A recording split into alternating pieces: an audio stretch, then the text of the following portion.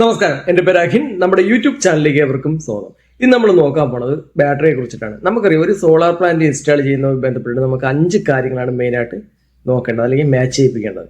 അതിൽ ഒന്നെന്ന് പറയുന്നത് സോളാർ പാനലാണ്. അതിനെക്കുറിച്ച് നമ്മൾ കൃത്യമായിട്ട് തന്നെ കഴിഞ്ഞ വീഡിയോകളിൽ നോക്കിയിട്ടുണ്ട്. ഈ ഒരു വീഡിയോയിലൂടെ നമ്മൾ നോക്കാൻ പോണത് ബാറ്ററിയെ കുറിച്ചിട്ടാണ്. ബാറ്ററി എന്താണെന്നുള്ളത് നമുക്കറിയാം, ഒരു സ്റ്റോറേജ് യൂണിറ്റ് ആണ്.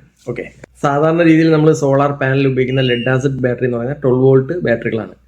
എന്നാൽ നമ്മളൊരു മൾട്ടിമീറ്റർ ഉപയോഗിച്ചിട്ട് ബാറ്ററിയുടെ വോൾട്ടേജ് ചെക്ക് ചെയ്ത് കഴിഞ്ഞാൽ അതിൽ നിന്ന് എത്ര വോൾട്ടേജ് ആയിരിക്കും നമുക്ക് കിട്ടുന്നത്? ഈ 12 ആണോ അത് 12 മേലോട്ടാണോ? ഇപ്പോൾ ചാർജിങ്ങിൽ കിടക്കുന്ന ഒരു ബാറ്ററി ആണെങ്കിൽ നമുക്കൊരു 13.8 വോൾട്ടൊക്കെ നമുക്ക് അതിൽ നിന്ന് കിട്ടും. എന്നാൽ ചാർജിങ് കഴിഞ്ഞ അല്പസമയത്തിന് ശേഷം നമ്മൾ ചെക്ക് ചെയ്യുകയാണെങ്കിൽ അതിൽ നിന്ന് നമുക്ക് കിട്ടാൻ വോൾട്ടേജ് എന്ന് പറയുന്നത് 12.78 ആ ഒരു റേഞ്ചായിരിക്കും നമുക്ക് കിട്ടുന്നത്. എന്നാൽ ഈ സോളാർ പ്ലാന്റിന് വേണ്ടുന്ന ബാറ്ററിയുടെ വോൾട്ടേജ് അല്ലെങ്കിൽ ഷോപ്പിൽ ചെന്ന് നമ്മൾ പറയുന്നത് എത്ര വോൾട്ട് എന്നാണ്? 12 വോൾട്ട് ബാറ്ററി വേണമെന്നാണ്. എന്നാൽ ഈ 12 വോൾട്ട് ആണോ ഇതിൽ നിന്ന് കിട്ടുന്നത്? അല്ല, 12.78 എന്നുള്ള രീതിയിലാണ് നമുക്ക് വോൾട്ടേജ് കിട്ടുന്നത് നമ്മൾ പറഞ്ഞിട്ടുണ്ട്. അപ്പോൾ നമുക്ക് അതിനെക്കുറിച്ച് ഡീറ്റെയിൽ ആയിട്ട് നോക്കേണ്ടതുണ്ട്. അങ്ങനെ നോക്കണമെങ്കിൽ നമുക്ക് ഒരു ബാറ്ററി എങ്ങനെയാണ് നിർമ്മിച്ചിരിക്കുന്നത് അല്ലെങ്കിൽ അതിൻ്റെ ഇന്റേണൽ സെക്ഷൻ എങ്ങനെയാണെന്നുള്ളത് നമുക്ക് കൃത്യമായിട്ട് മനസ്സിലാക്കേണ്ടതുണ്ട്. അപ്പോൾ അതിന് വേണ്ടിയിട്ട് നമുക്ക് ഒരു ബാറ്ററിയുടെ ഇന്റേണൽ സെക്ഷൻ എന്താണെന്നുള്ളത് നോക്കാം. നമുക്കറിയാം, ഒരു 12 വോൾട്ട് ലെഡ് ആസിഡ് ബാറ്ററി നിർമ്മിക്കുന്നത് എങ്ങനെയാണ്? 6 സെല്ലുകൾ ഉപയോഗിച്ചുകൊണ്ടാണ്. അതായത് ഓരോ സെല്ലിൻ്റെയും വോൾട്ടേജ് എന്ന് പറയുന്നത് 2.14 വോൾട്ട് ആണ്. അപ്പോൾ 2.14 × 6 എന്ന് പറയുമ്പോഴത്തേക്കും 12.84 വോൾട്ടാണ് ഒരു ബാറ്ററിക്ക് വരുന്നത്. ഈ 2.14 എന്ന് പറയുന്ന വോൾട്ടേജ് പറയുന്നത് ഒരു സെല്ലിന്റെ ഹയർ വോൾട്ടേജ് ആണ്. അപ്പോൾ ഹയർ വോൾട്ടേജ് ഉണ്ടെങ്കിൽ ഒരു ലോവർ വോൾട്ടേജ് ഉണ്ടാവും. അതായത് ഒരു സെല്ലിന്റെ ലോവർ വോൾട്ടേജ് എന്ന് പറയുന്നത് 1.8 വോൾട്ട് ആണ്. അതിനെ നമ്മൾ ഇൻറ്റു ചെയ്യാൻ നേരത്ത് നമുക്ക് 10.8 എന്ന് പറയുന്ന ഒരു വാല്യൂ കിട്ടും. അതായത് 10.8 വോൾട്ട് ആണ് ഒരു ബാറ്ററിയുടെ ലോവർ വോൾട്ടേജ്. അപ്പോൾ നമുക്കൊരു കാര്യം മനസ്സിലായി, നമ്മളൊരു ബാറ്ററി എടുക്കുകയാണെങ്കിൽ അതിനൊരു ഹയർ വോൾട്ടേജും ഉണ്ട്, ഒരു ലോവർ വോൾട്ടേജും ഉണ്ട്. അതായത് നമുക്ക് ഇങ്ങനെ പറയാം, ഒരു ഹയർ കട്ടും ഉണ്ട്, ഒരു ലോവർ കട്ടും ഉണ്ട്. അപ്പോൾ സ്വാഭാവികമായിട്ട് നമുക്ക് തോന്നാം, ഒരു ബാറ്ററിക്ക് എന്തിനാണ് ഹയർ കട്ടും അതുപോലെ തന്നെ ലോവർ കട്ടും കൊടുത്തിരിക്കുന്നത്? അത് നമുക്ക് മനസ്സിലാക്കണമെങ്കിൽ നമുക്കൊരു 12 വോൾട്ട് ബാറ്ററി എടുക്കാം. അതുപോലെ തന്നെ ഒരു 12 വോൾട്ട് DC ബൾബ് നമുക്ക് എടുക്കാം. നമുക്കറിയാം, ഒരു 12 വോൾട്ട് ബാറ്ററിയുടെ റിയൽ വോൾട്ടേജ് എന്ന് പറയുന്നത് എത്രയാണ്? 12.8 ആ ഒരു റേഞ്ചിലാണ്. ഓക്കെ, അതുകൊണ്ട് തന്നെ നമ്മൾ ഈ ഒരു ബൾബ് ഈ ഒരു ബാറ്ററിയിലേക്ക് കണക്ട് ചെയ്യാൻ നേരത്ത് ആദ്യത്തെ 1 മണിക്കൂർ കൊണ്ട് ഇതൊരു 12 വോൾട്ടിലേക്ക് വരും ഈ ഒരു ബാറ്ററി. അത് കഴിഞ്ഞ് അടുത്തൊരു മണിക്കൂർ കൊണ്ട് ഇതൊരു 11 വോൾട്ടിലേക്ക് വരും, പിന്നെ 10 വോൾട്ട് ആവും, പിന്നെ 9 വോൾട്ട് ആവും. ഇങ്ങനെ താഴേക്ക് പോകുന്നതോടുകൂടി തന്നെ നമുക്കിത് നോർമൽ ചാർജർ ഉപയോഗിച്ചിട്ടുണ്ട്. നമുക്കറിയാം, നമ്മളൊരു സോളാർ പ്ലാന്റിലാണ് ഇത് ഇൻസ്റ്റാൾ ചെയ്യുന്നത്. അപ്പം സോളാർ ചാർജ് കൺട്രോൾ ഉപയോഗിച്ച് നമുക്കിതിനെ ചാർജ് ചെയ്തെടുക്കാൻ പറ്റാത്തൊരു കണ്ടീഷനാവും. അങ്ങനെ ഒരു ഡീപ്പ് ഡിസ്ചാർജിലേക്ക് പോവുകയാണെങ്കിൽ നമ്മൾ ഈ ബാറ്ററി ഇളക്കിക്കൊണ്ട് ഒരു ഓട്ടോമൊബൈൽ ഷോപ്പിൽ കൊടുത്തിട്ട് തന്നെ റീചാർജ് ചെയ്യേണ്ടി വരും. അതായത് ബൂസ്റ്റ് ചെയ്യിപ്പിക്കേണ്ടി വരും. അതായത് ഇപ്പം നമ്മൾ നോർമലി ഉപയോഗിക്കുന്ന ചാർജ് കൺട്രോളല്ല ഒരു ഓട്ടോമൊബൈൽ ഷോപ്പിൽ നടത്തുന്നത്. അവിടെ വോൾട്ടേജ് നമുക്ക് ഹയർ വോൾട്ടേജ് കൊടുത്തുകൊണ്ട് ഇതിനെ ചാർജ് ചെയ്യിപ്പിക്കും. എങ്കിൽ മാത്രമേ ആ ബാറ്ററി നമുക്ക് വീണ്ടും യൂസ് ചെയ്യാനായിട്ട് കഴിയത്തുള്ളൂ. ഇങ്ങനത്തെ ഒരു ഡിസ്ചാർജിങ് നമ്മൾ കണ്ടിന്യൂസ് ചെയ്യണമെങ്കിൽ പെട്ടെന്ന് തന്നെ ഈ ഒരു ബാറ്ററി ഡാമേജ് ആവാനും അതുപോലെ തന്നെ ഇതിൻ്റെ സ്റ്റോറേജ് സ്പേസ് കുറയും, അതുപോലെ തന്നെ ലൈഫ് കുറയും, അങ്ങനെയൊക്കെയുള്ള ഒരുപാട് പ്രോബ്ലംസ് ഉണ്ടാവും. അതുകൊണ്ടാണ് നമ്മൾ മുന്നേ ഒരു വീഡിയോ ചെയ്തിട്ടുണ്ട് അതിൻ്റെ 3 റേറ്റിങ്ങുകളെ കുറിച്ചിട്ടുള്ള. അപ്പോൾ ആ ഒരു വീഡിയോ കാണാതെയാണ് നിങ്ങൾ ഇപ്പോൾ ഈ ഒരു വീഡിയോ കാണുന്നതെങ്കിൽ തീർച്ചയായിട്ടും ആ ഒരു വീഡിയോ കാണണം. കണ്ടാൽ മാത്രമേ ഇതിൻ്റെ ഡിസ്ചാർജിങ് റേറ്റിംഗ് എങ്ങനെയൊക്കെയാണെന്നുള്ളത് നമുക്ക് കൃത്യമായിട്ട് തന്നെ മനസ്സിലാകത്തുള്ളൂ. ഓക്കെ, അങ്ങനെയാണെങ്കിൽ ഒരു ബാറ്ററിയുടെ നോർമൽ ചാർജിങ് വോൾട്ടേജ് എത്രയാണ് വരുന്നത്?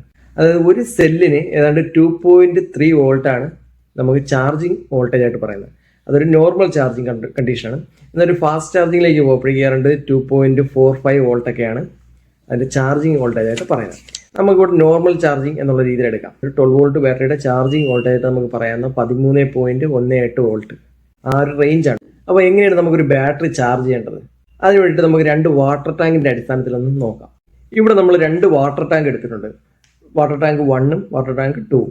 ഓക്കെ, ഈ 2 ടാങ്കിലും വെള്ളവും ഉണ്ട്. ഈ വെള്ളത്തിൻ്റെ പെർസെൻറ്റേജ് എത്രയാണ്? ഈ ടാങ്കിൻ്റെ 50% ഉള്ളൂ ഈ 2 ടാങ്കിലും വെള്ളം.